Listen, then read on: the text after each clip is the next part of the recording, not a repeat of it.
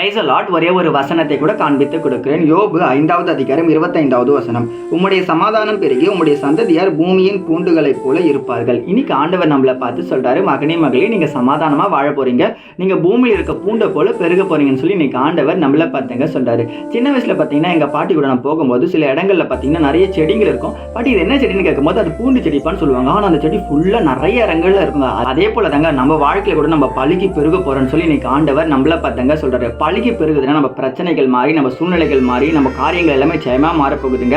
உங்க தேவைகள் சந்திக்கப்பட போகுதுங்க. நீங்க சின்ன வீட்டில் இருக்கீங்களா, கண்டிப்பா பெரிய வீடு கிடைக்குங்க. நீங்க கடன் பிரச்சனை இருக்கீங்களா, கடன்ல இருந்து விடுதலை கிடைக்குங்க. நீங்க படிக்கிற படிப்புல தோல்வி அடைஞ்சிட்டீங்களா, அந்த தோல்வியை தேவன் வெற்றியா மாற்ற போறாருங்க.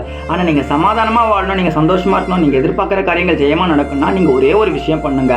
யோபுன்ற பக்தன் பாத்தீங்கன்னா பிரச்சனைகள், போராட்டங்கள், வியாதிகள் என்ன வந்தாலும் ஆண்டவர் விட்டு பின்மாற்றத்துக்கு போல. நீங்க பின்மாற்றத்துக்கு போயிட்டீங்களா, ஏசப்பா எனக்கு நன்மையே செய்ய மாட்டார், சர்ச்சுக்கு போறது வேஸ்ட், பைபிள் படிக்கிறது வேஸ்ட், ப்ரேயர் பண்றது வேஸ்ட் சொல்லி சில நேரங்கள்ல உங்க மனசுக்குள்ளே நீங்க சொல்லிடுறீங்க. அப்படி பண்ணவே கூடாதுங்க. தேவனை தூஷிக்காம நம்ம உண்மையோட உத்தமத்தோடு வாழும்போது நம்ம பிரச்சனையை ஆண்டவர் கண்டிப்பா மாத்துவாரு. இருக்கிற காரியத்தை விட டபுள் மடங்கா, 2 மடங்கு ஆசீர்வாதம் நம்ம வாழ்க்கையை நம்ம பார்க்க போறோங்க. ஏற்ற நேரத்துல எல்லா காரியத்தையும் ஆண்டவர் உங்க கையில வாய்க்க செய்வாரு. நீங்க பொறுமையா காத்துருங்க, நிச்சயமா பெற்றுக்கொள்வீங்க. விசுவாசிக்கிறீங்கன்னா ஆமீன் போட்டுக்கோங்க. வசனங்களுக்கு ஃபாலோ பண்ணிக்கோங்க. God bless you.